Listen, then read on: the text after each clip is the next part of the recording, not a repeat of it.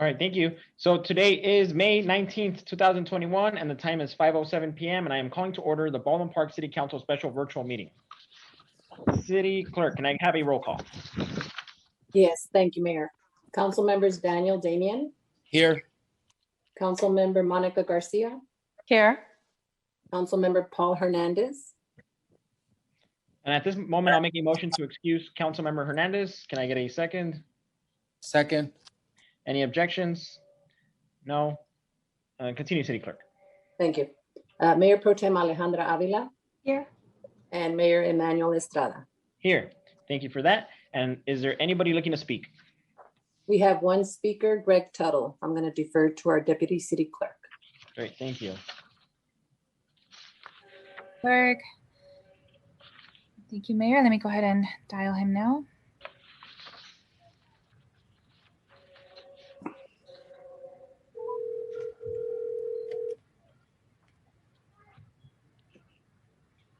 Hello? Hi, Mr. Tuttle. This is Mayor Estrada calling you from Baldwin Park. I believe you want to make a public comment? Yes, I do. All right, you have 3 minutes. Okay. First of all, I want to make it crystal clear. This comments that I'm making has nothing to pertain to Mayor Estrada or Council Member Danny Damian. This is about the three amigos that voted in this Baldwin Park crowd and is going to screw the residents over by raising their rates, which we told you over a year ago this would happen. And now you're trying to raise it 5.6% and be over what Edison's charging. And this is all due to another payoff, just like the payoffs that Tafoya does with all the council members there, the three amigos. We have a new PAC committee. As you noticed, they've been sending out flyers notifying everybody about the puppets. They're going to send flyers out to make citizens aware and watch their electricity bills if you dare raise these rates up over Southern California Edison. Your political careers are done. And you think I'm bluffing, I don't bluff. And with Pacheco, you saw where Pacheco's headed to federal prison. So I want to talk about a letter that I got from the city that, well, you stopped sending the stupid cards out, but you sent a letter out, not saying that it's a business to my business. You sent it just to my name, and that you're going to be changing the program without my approval. And down at the bottom, oh, if you care to, you can opt out. And it's going to change in June. You're giving me a 1 week time to do a changeover? You people are nuts. This program was a disaster from the beginning. You're losing money on it. You will continue to lose money on it. And if you don't get the city out of this, you're going to have the biggest problem ever because everybody's going to opt out of it. And when they opt out of it, you're going to be stuck with a bunch of bought electricity that you can't get rid of because all the people are going to opt out. This is way beyond. I cannot believe a council, because they couldn't raise the utility taxes on the residents, they went and did this slick deal here. Most of the smart cities, the smart council members, did not fall for this scam. And this is exactly what it is a scam. And you're telling the people they have to call to tell the people, we don't want your service. That's not the way it's done. And I don't care how you say the state says that it can be done that way. It's illegal, and it's going to cause another lawsuit, which your disastrous city attorney that's cost the city millions of dollars in lawsuits is got to go. He should have never allowed this to go through either. But I'm sure he was on the take with it too, with both hands out and both feet out. Mr. Tuttle, your time is up. Pardon me? Your 3 minutes are up. Thank you. Okay. All right, thank you. City Clerk, is there anybody else looking to speak? No, that is it. Great, thank you. So at this moment, we will move on from public communications and close public communications. And I believe we have an open session, study session by Barbara Boswell for BPREP. Thank you, Mayor. I will be giving the presentation. When we scheduled this, Barbara thought it was going to be at 7 o'clock, so she was not available. So I will go ahead and proceed. I'm going to bring up the PowerPoint, get that started.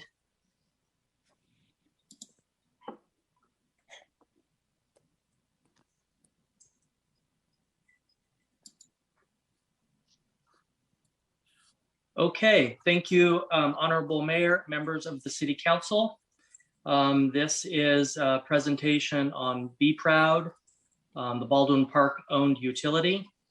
And following at 7 o'clock, there will be a public hearing on this item also. Just a little history on Be Proud. It was implemented for residential customers in October 2020. We're currently in phase 2, which is rolling out for small and medium commercial customers. And that is just starting. It should be noted that Be Proud is voluntary and any ratepayer can opt out at any time in the program. I think within the first 30 days, there's no cost to opt out. After that, I believe there's a minimal charge of 50 cents to opt out. And that is basically following the California PUC regulations. We cannot do it another way. That is the procedure that is set in law by the state of California. Originally, Be Proud adopted rates in June 2020. Those were the same as Southern California Edison. It should be noted currently that Southern California rates are higher, and that has been the case since February of this year. And what you'll see typically with CCAs is a lot of times the rates might leapfrog a little bit. Oftentimes Edison will raise their rates once or twice a year. Typically the CCAs will only raise rates once a year. Market conditions have changed since June 2020. Our initial projections have changed a little bit. Most of that is due to what we call the exit fees, and I'll talk about those in a little bit.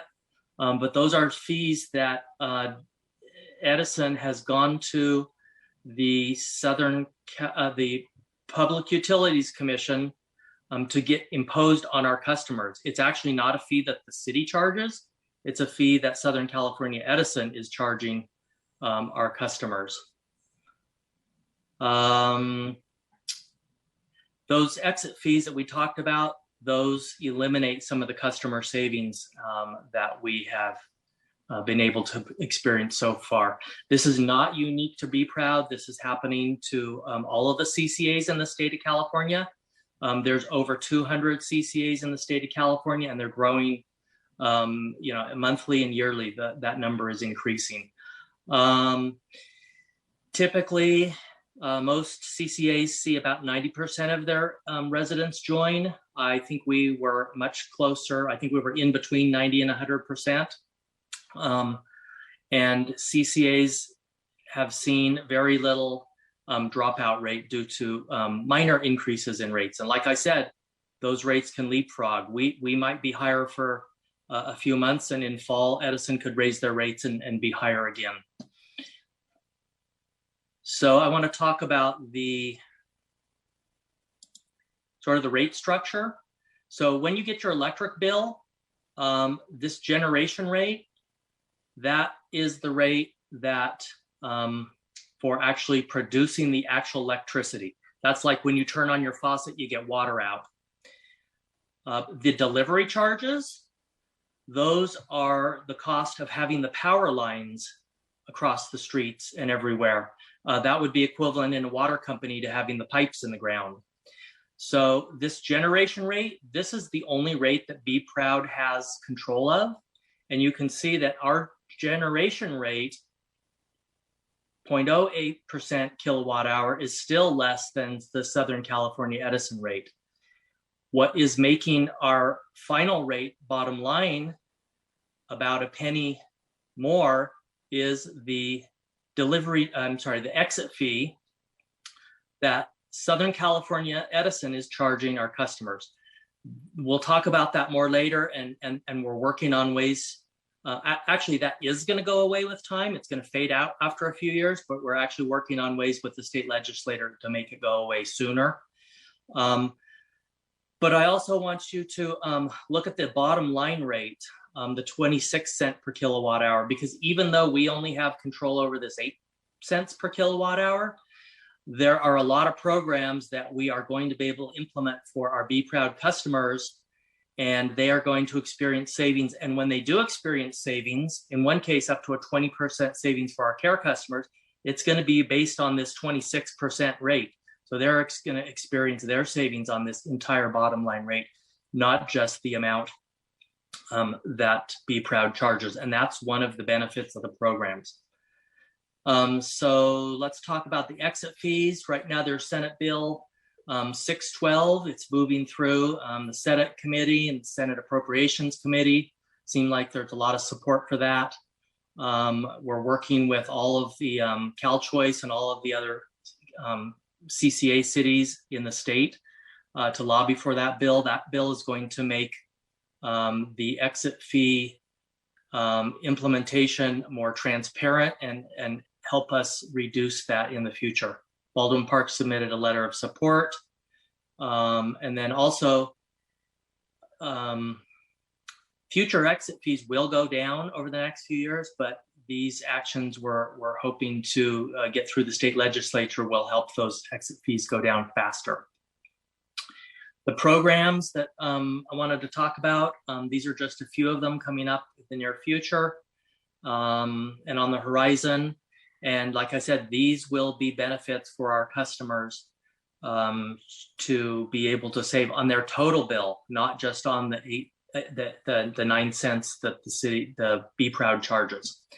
There's some smart device pilot program for residents. It's going to be free and reduce costs of smart plugs, load measurement devices, and EV chargers. So that's going to be rolling out in the near future. There's also a battery storage programs for businesses that they can store up to 4 hours on batteries and then be able to run their business off batteries. One, if there's a power outage, but two, they save money because they store up the batteries during the night when electricity is cheap, and then they use it during the day when it's hot and everybody's running their air conditioners. And then there's a disadvantaged community green tariff that's on the horizon. And if we can get that implemented, that's an additional 20% savings for all of the Be Proud care customers. Like I said, on the bottom line savings. So that's a huge savings. Even if we do still have the exit fees at that time, that will far offset the exit fees. So the other thing that we have going is we're looking at receiving ARPA funds. This is the American Rescue Act, and those are going to be available for disadvantaged communities to help provide rebates and scholarships to residents and to customers. So one thing I might suggest that if we do at the public hearing, go ahead with the rate increase, we could look at an offset and a rebate to the customers in a somewhat equal amount using the ARPA funds. And with that, that's my presentation.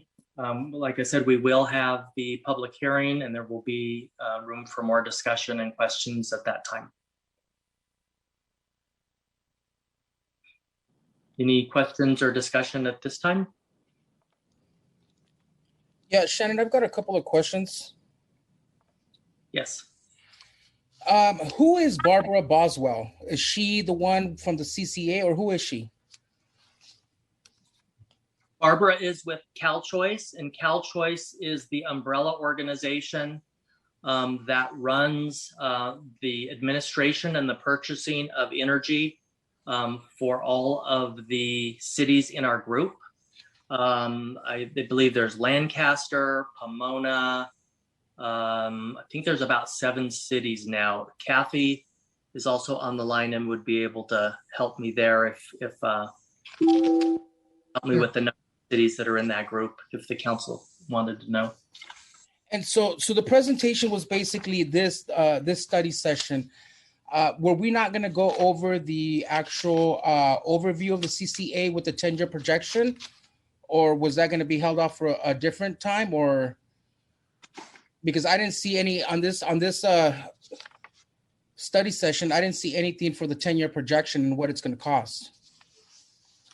I did send it out to everybody in a separate package.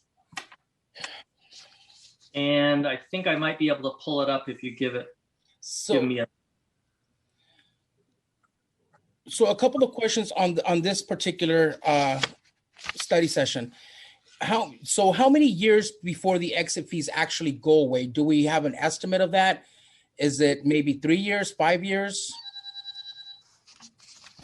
I think Kathy might be able to answer that. It phases out slowly, but it does go down significantly, I believe, in the next 3 to 5 years. Yes. So the way that the exit fee is set up, it's kind of a snapshot of the portfolio of energy contracts at that point in time when those customers left the utility and joined Be Proud. And so that those contracts roll off. The longest would be usually about 10 years. So historically, what we've seen is that the PCIA drops significantly, usually getting very low at about year 10, if not going away, but it does drop every year, generally speaking. We don't have a crystal ball, but that's the way that it's designed, is to go down every year as those contracts roll off and are no longer delivering energy and sitting in the IOU's portfolio. And as Shannon mentioned, SB 612, one of the things that it will do is make that process more transparent and ensure that there is better management of those contracts in that energy portfolio. Got it. And Shannon, for these programs that you mentioned that may be a possibility to be rolled out, you said they will be rolled out in the near future. What are we talking about? Are we talking about a year from now, 3 years from now, 5 years from now? When would we expect to roll these programs out? I think I'll go ahead and let Kathy answer that one too. So the first one on the horizon is the Smart Device Pilot Program. And that we are actually looking at rolling out next month. It's we'll be looking at giving 500 energy management devices free of charge to select customers of Be Proud. And then there'll be an additional 5,000 at a reduced cost if there are other customers interested. And then there will be 1,000 free plug-in devices. These devices are all intended to help the customer monitor their electricity usage, and it actually looks at the load information down to the specific appliance. So you could see, is it my refrigerator? Is it my air conditioner? You can monitor your energy usage by appliance during different times of the day and under different circumstances, and then you can react to that and thereby reducing your load. There will also be 25 electric vehicle chargers that will be handing out to Baldwin Park customers, and that will probably be about 3 months. We are hoping to get the first two devices that I talked about in the hands of Baldwin Park residents next month. And it's a 1-year program, and they'll be piloting this load reduction program on behalf of a company that wants to roll this out statewide. So, got it. Thank you. The other program, the battery storage program, we're looking, that will be over the next few months, and that again is a pilot program, and it will be no cost to Baldwin Park CCA customers, Be Proud customers, and those will go out to small commercial customers. And again, the intent of that is to help them manage their energy usage and to reduce their overall energy bill. And again, as Shannon mentioned earlier, the generation is about 1/3 of the customer bill. So these devices, by reducing the overall energy usage, they actually impact the entire bill. So it's substantially more of an impact because it impacts the the exit fees. It impacts the transmission and delivery as well as the generation. And then some of the other programs, the electric vehicle charging stations, we're working with consultants and also with SCE to get electric vehicle chargers out and installed in Baldwin Park. And then the, let's see, the other program, the community solar program, that one's just like in the early stages, and that's run by the Public Utilities Commission. And that's aimed at assisting low-income customers, care customers. So that one's a little bit farther down the path. It has to go through the CPUC approval process. And then we will be building an actual solar project to use to provide the energy to those customers. So that one's a little bit further down the path. Got it. Thank you. And then Shannon, my last question, I don't know, I think this would probably be you that would answer this. For the ARP funds, using ARP funds for rebates, you mentioned these rebates would only go to more of a lower household incomes, correct? So we haven't really got the final interpretations on the ARP funds, and there's still a lot of questions on it. We should know more in the next couple of weeks. It's very likely that the rebate could go to all of the Be Proud customers, not just the care customers. And then if rates were to increase to offset the expenses that we're going to be facing as a city for this program, this particular rate increase of 5.6%, is this going to help us with the operating costs for year 2022, or for how many years is this going to help us offset those expenses? So I was able to pull up the slide that you had asked about. That is the 10-year projection. And let me make that larger for everybody to see. So this, and again, this is a projection, and this is assuming that we match the Edison rates as opposed to a small increase. And that shows that we experience a deficit in the years 2022 and 2023, and a little bit in 2024.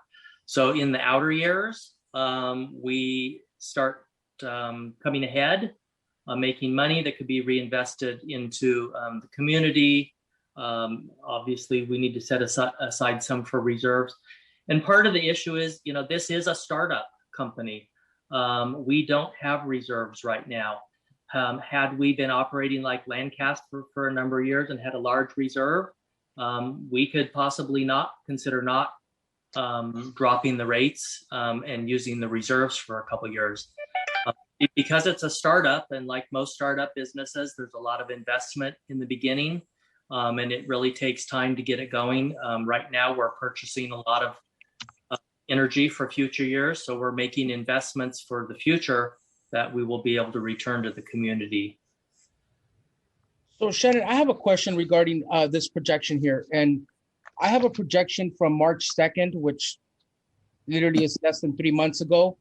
And I had a projection of 1,573,601 for year 2022.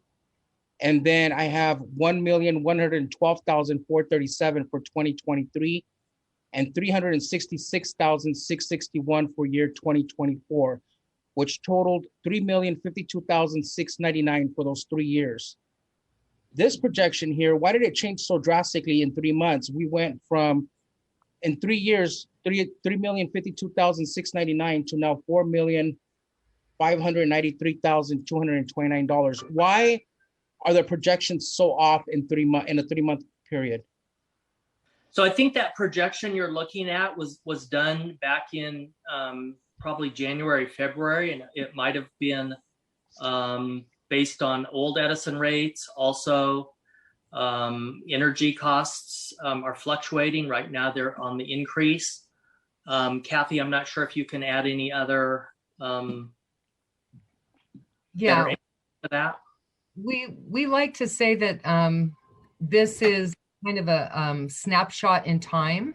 There are many variables that impact what goes into this document. It's a very fluid document. So, you know, what you're looking at are what they call forward energy curves, and pricing it's based on market variables in the energy and the gas world. And we've seen some things that have caused that forward pricing curve to go up significantly. One of them was the storm that was in Texas. Even though it's another state, it rattled the energy world a little bit. You know, when you have weather events like we saw last summer, that'll sometimes have an impact. So, you know, and you know, we've been through this a number of years. Right now, the rate projections are up significantly. We don't, and again, I want to emphasize, we can look back at history and make guesses, but we certainly don't have crystal balls for the future. But you know, we do expect that pricing will come back down as we get through the summer. You know, hopefully we won't have the heat events that we saw last year.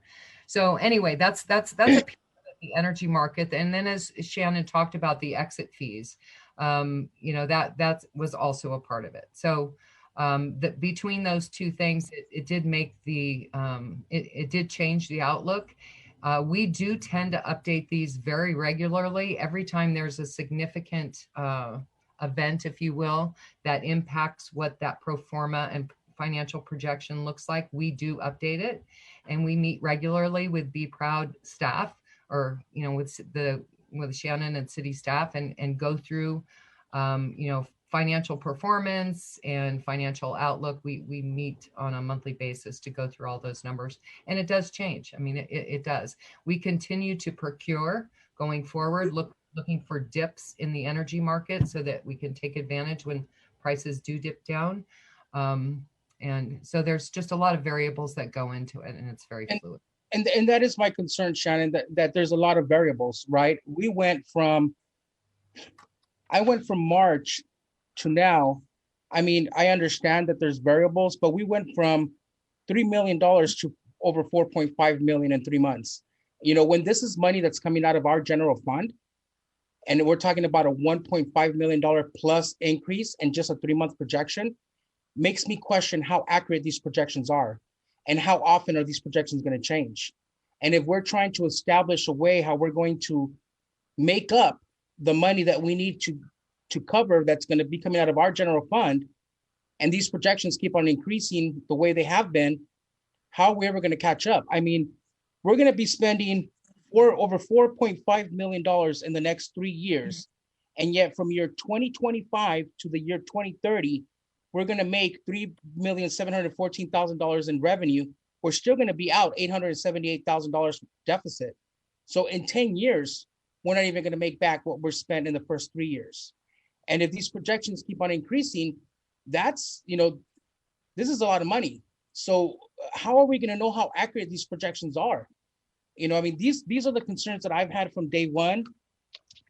You know, I don't know if any of my other colleagues have any questions or concerns, but this is concerning to me that we don't have, you know, we don't have accurate amounts. We're increased now over 1.5 million from our general fund. We don't have this type of money in our general fund to just be spending. Mayor, may I? So if I could just clarify, please, Mayor Pro Tem, we're not recommending that this come out of the general fund. Be Proud is a separate entity. It should be run like an enterprise fund, similar to a water company. So yeah, we're not recommending that any of these funds come out of the general fund. And you are correct, with any 10-year projection, we're looking into the future, and it's everybody's best guess, the expert's best guess, and it's going to change, you know, as we get closer to the timelines that we're projecting. So Shannon, really quick. So if it's not coming out of our general fund, where are we going to get the money from? Are we going to have to take a loan out to cover this $4+ million, or how are we going to? I mean, I know one of our options is increasing the rates to our residents, but what other options do we have to make up for this loss? If it's not coming out of our general fund, where is it going to come out of? So we're recommending tonight the small increase in the rate, only the generation rate. It's 1 cent kilowatt hour more than Edison. And if that's approved, there will be no deficit. If the council doesn't want to take that action, the option may be to loan the money from the general fund to Be Proud, but that's not what we're recommending. And if we increase the rates, is it going to cover the $4.5 million deficit that we have, or is this only going to cover for 2022? No, this will cover. And again, we'll have to look at the rates next year, and energy rates are going to change. We could be in a much better position next year, depending on, what happens with the market and the energy rate and Edison's rate and the exit fee. So, yes. Mayor? Go ahead, Vice Mayor. Yes, go ahead. Mayor Pro Tem. Yes, Shannon, can you put that chart back up, please, that you had? Sure. I want to say that when all this was presented originally, there was a lot of concerns, and I voiced my concern on that. I never saw these projections of us losing money until now. This is the first time I see these projections. The way it was presented, it was that it would benefit our residents, it would benefit the city, we would be making money. But I have done the math as well as Mr. Damian, and in the next 5 years, we're not going to be making up the amount of money that we're going to be losing in the next 4 years. So that is extremely concerning to me, and why these 10-year projection was not presented originally, I don't know why it wasn't presented. Again, it was presented very differently, and it was presented in a way that it was a win-win situation for everybody. And now looking at this, it's not a win-win situation for everybody, especially if we have to increase the rates for our residents, or if we have to borrow money from general funds to make up the loss of revenue.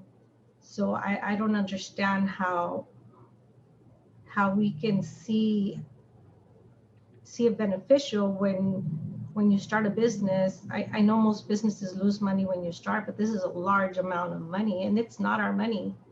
It's our residents' money that we're losing. So I am extremely concerned with this, especially because I never saw these that's 10-year projections. It was never presented to us.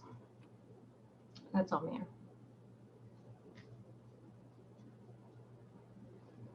Mayor,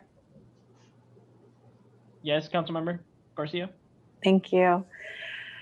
I missed the last council meeting and I'm just getting up to speed. So I have a question for Shannon. What are the exit fees that I understand that more recently what has kind of changed the game here is SCE has now introduced exit fees. Am I understanding that correctly? There were always exit fees, but they have lobbied this PUC recently to increase them. Now, that's one of the processes that the CCA cities are going to be banding together. And probably when the city council originally looked at this over a year ago, those exit fees were lower at that time. Do you remember what the difference, like what it was proposed at that time and what it is now? I don't have that. I'm not sure, Kathy, if you know off the top of your head. If not, we can get you that information. I don't. Brian Goldstein is here on the line. He may know. He's the one who actually. Yeah. Good evening, council members. It's about doubled since I think the first analysis was done in late 2018 for Baldwin Park. Mm-hmm. Okay, and I also had a lot of questions, and I had expressed some concerns. There were numerous presentations, and my next question is directed to our Deputy City Clerk, Lourdes Morales. If you can look through our minutes and the agendas, and you can pull the material and the presentations that were given to the City Council on this topic, I would like to look at that. I would like to review that because I did try to search for that information, and we're looking at 2019. So that's 2 years ago now. And we started having conversations, prior to that. So I would think 2018, maybe 2017, but I'd like to review all that information, because what I understood at the end of all the questions and all the analysis and all the presentations was that if we opted into the CCA, this JPA, that we would be able to kind of establish our own utility. And we anticipated and we projected having surplus revenues that we could then use for programs and services in our city. That was the main benefit. I don't think that any one of us was looking to create our utility, just for the sake of it. That was really the benefit. And I do recall that the city of Pico Rivera had recently done that, and Lancaster. At the time, I think we were going to be the third in that JPA, but then, thereafter, there were other cities that joined in. The idea was, again, that we were going to be able to generate the revenues. There would be a surplus. We would be able to recycle those funds into our community, and that the rates would either match or be below SCE rates. So I want to understand, why things have changed pretty drastically, it seems. And I'm just stepping into this. Like I said, I missed the last council meeting. So I would like for us to look at, what was presented. There were numerous presentations. There's material. And there were many questions asked. I'd like to understand, kind of where we've come from to this point, and really compare, okay, what was presented to us, is that actually what's happening here now? Because I'm not prepared to just willy-nilly raise rates without us fully understanding, I'm not fully understanding why there's such a disparity from where we are today, as far as, now we're looking at increasing the rates, and then, that was never the discussion. The discussion was that the rates were going to stay the same or be below SCE rates. So I want to understand that disparity. I want to understand that more before I make a decision that's going to have an impact long term. I do understand that, we also don't want to get into a deficit situation, but if what was presented to us in the past is not matching up to where we are today, we really need to take a close look at that, and see, what were we sold, and what is actually, being delivered. So I'd like us, if we can bring this back, and with all that information from our deputy city clerk, and really, try to match this up, because it's not adding up for me right now. Thank you. Mayor? Yeah, Mayor, if I could just answer try to answer that question. And I think we touched on that, and the major differences from 2018, when this was initiated, would be that the exit fees approximately doubled. And then, the energy market is fluctuating a lot more, so that makes a lot more uncertainty in our 10-year projections. So if you look at the exit fee right here, and if it was at 13 cents, that would make our bottom line rate 13 cents kilowatt hour. We would be half the cost of Edison. So that right there is the major difference from the change from 2018. And again, that's why we're fighting it and lobbying the state legislature to get that to go down sooner and faster. Yeah, and if I may add one thing, Shannon, council member, there's a lot of things that we do have control over, and there's some things that we we, and when I say we, I mean Be Proud, do not have control over. And the PIA is something that the Southern California Edison puts together based on a proceeding that they present to the Public Utilities Commission. And then forward energy prices, as we said, are volatile right now, and in all likelihood those will come down, which will change the outlook again. However, it will change the outlook to become more favorable. The things that Be Proud does have control over, the procurements, the regulatory activity, things of that nature, the implementation of the programs. The program is, it's managed quite well. And I'm not saying that from Cal Choice's perspective, but from Baldwin Park's perspective. Baldwin Park is doing everything right with this program. It's those things that are out of Baldwin Park's control that are impacting this right now. And I do want to say that I understand that. Yes, I do understand market volatility and fluctuations. But again, what was sold to us was that our rates would be at or below SCE rates. And if that's not the case, then I think we need to revisit. And I think we need to look at this more closely, because I'm not prepared to put this on the residents at this point in time. So that's.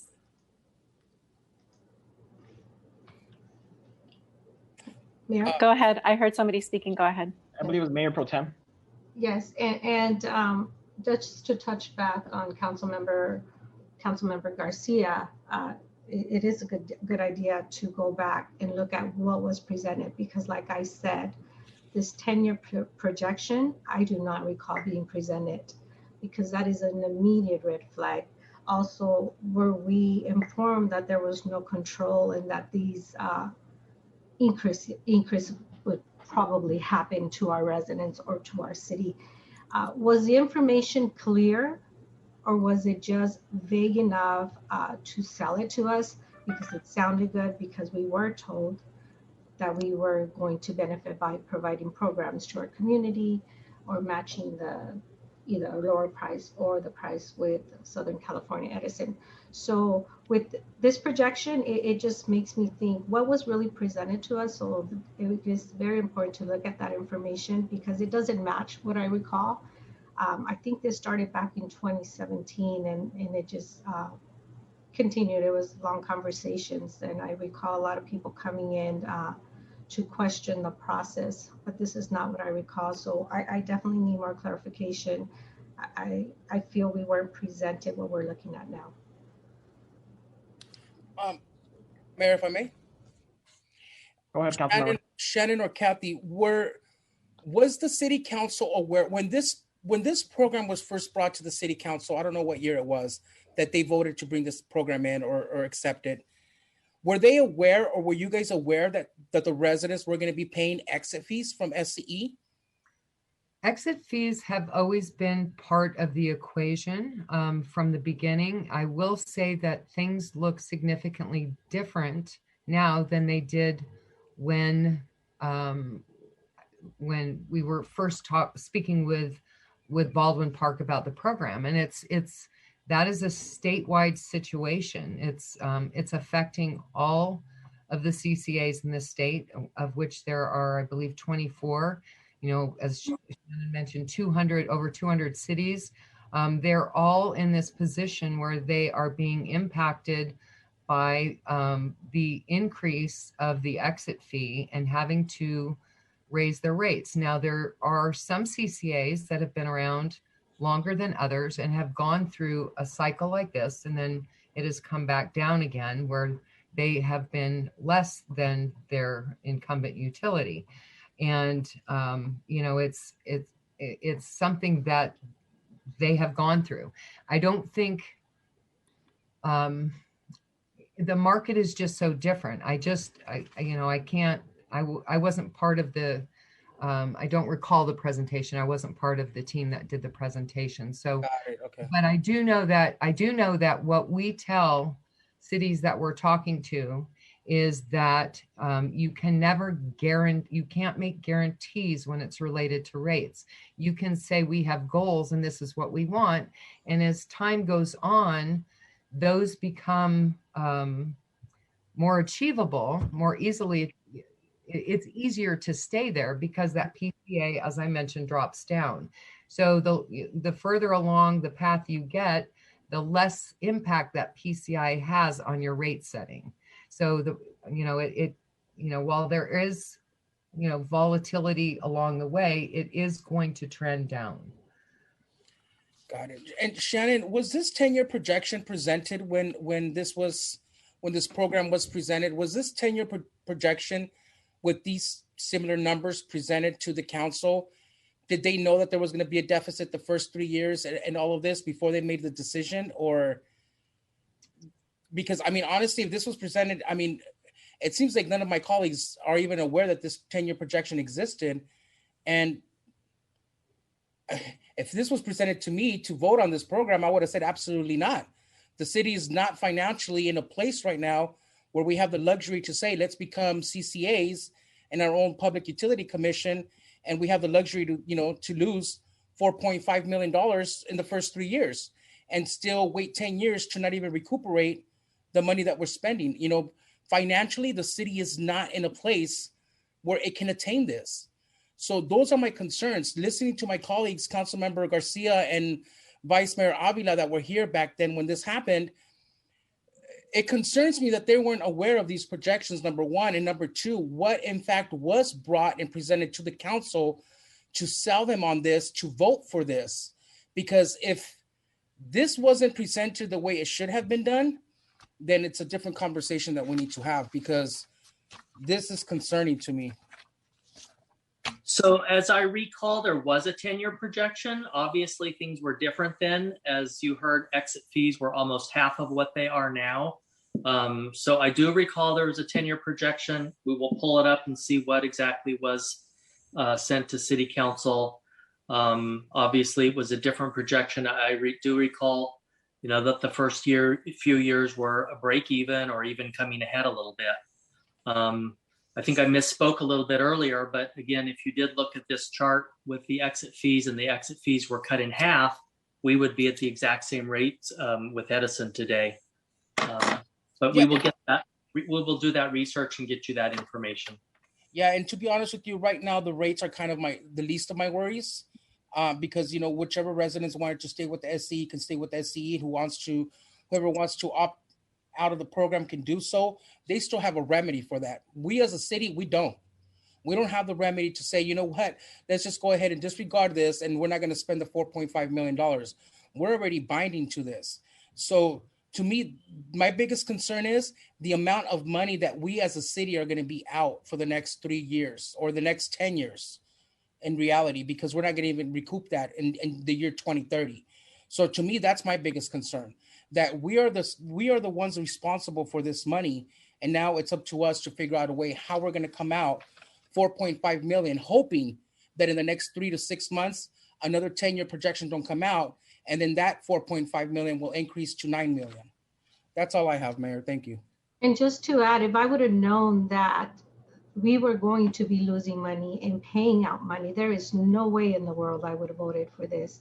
Again, it was presented in a way that benefited everybody, and this is just not benefiting anybody. It wasn't presented as a gamble. It wasn't presented as something that, oh yes, we may lose $1 million, $2, $3 million.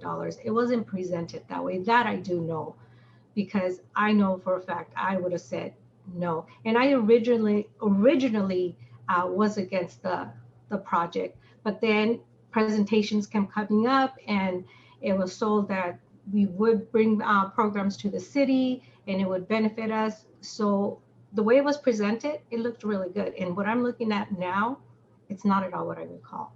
So thank you.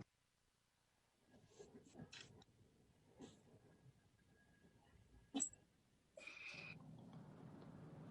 right, thank you. So it seems that my colleagues have all their comments comments and questions out of the way. I don't know if there's any more comments or questions from staff. No, thank you, Mayor, but the item is on at 7 o'clock for consideration.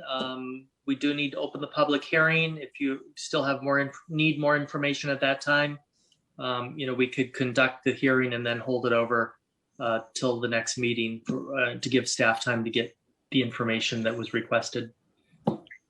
Thank you. Okay. So at this moment, I believe we are ready to move on. So we, at this point, are ready to move on to closed session. So I believe I will see some of you in our next meeting. Okay. Thank you. Good night.